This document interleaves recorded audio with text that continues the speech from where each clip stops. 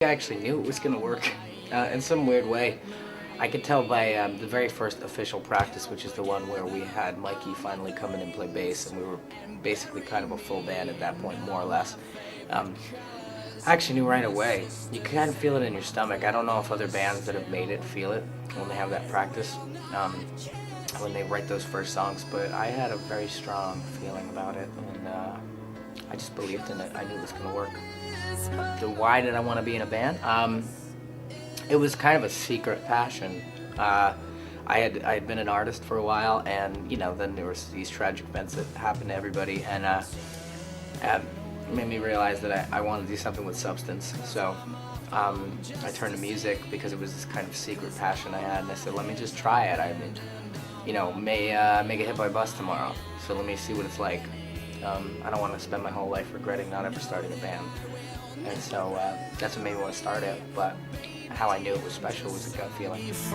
I think that had that effect on anybody. I think it was just how they interpreted that effect. I think especially the people that were New Yorkers, it had that effect on them. People got married, had kids after that. People got divorced, didn't have kids after that. They made all kinds of crazy decisions. They changed their lives. That whole thing changed everybody's lives.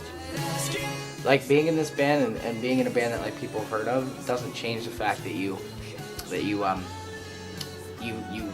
know that you're not cool, and I think it's becoming comfortable with that. That's great. I almost hate everything that's cool. I never want to be cool. Well, I had a moment in Australia where on Big Day Out tour.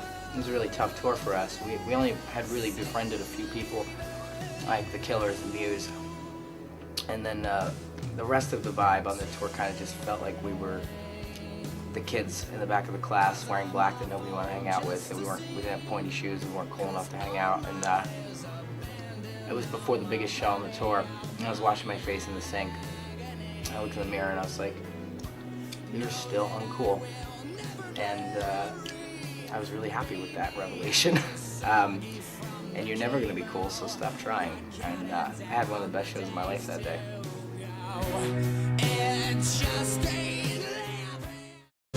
The most emotional.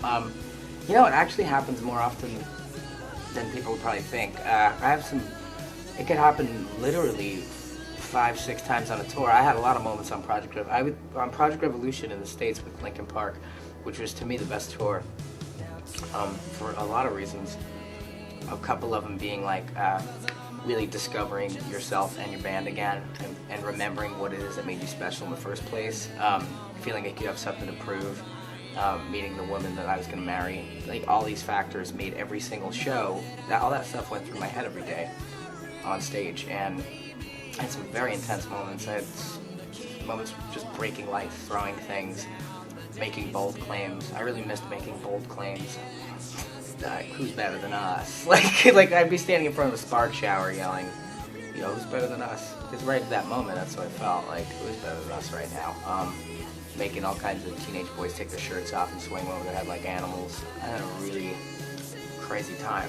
I think at one point I said, a loader I was backstage and a loader, I was stretching and warming up, and some local loader said, "Hey, look, it's David Cassidy." And it kind of bummed me out. And then I was on stage and I was explaining to the crowd that a loader said, "Hey, there's David Cassidy." My answer to the crowd was basically, the big difference between me and David Cassidy is I suck way more dick than David Cassidy. So the shows went something like that every day. They were fun. I went to Japan not thinking I was coming back. This is our first trip there. This is right before I got clean. And as the story's kind of gone, I got on that plane and I packed real light. I was so addicted to self-destruction, I think more than the drugs. There's something very romantic about it. And I didn't pack anything. I packed show clothes and they smelled awful. I smelled like I lived on the streets. And I really thought I was going to die. I thought I wasn't coming back. Honestly, just good old-fashioned depression, but heightened by alcoholic dependency and narcotic abuse. I mean, everybody gets depressed. It's totally normal. At the time, I didn't realize that, though. I thought I was really sick, and I was self-medicating, and then my medicine stopped working. And I really did think I was going to die. I think it's something that everybody goes through, and that's not to belittle the fact that some people have it worse than others and some people can't get out of bed. I think that exists, and I think it's very serious.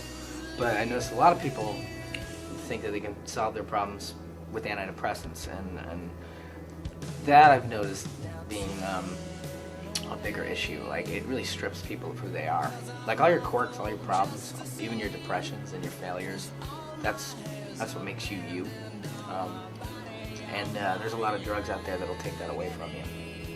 I won't take anything. I barely take NyQuil if I'm sick. You know, I remember everything. I remember every single moment of the last 3.5 years. Everything. That's real interesting. 15-year-old me? I think, I don't know, I'd like to think that a 15-year-old me would think of... I was a pretty angry 15-year-old, so probably disappointed by the fact that I'd softened up quite a bit and grown up. I hung on to that for quite some time into my early 20s, being kind of angry about nothing. So I think the 15-year-old me would be disappointed in that aspect, but I think he would be very happy in the other aspects of knowing that everything's going to be okay.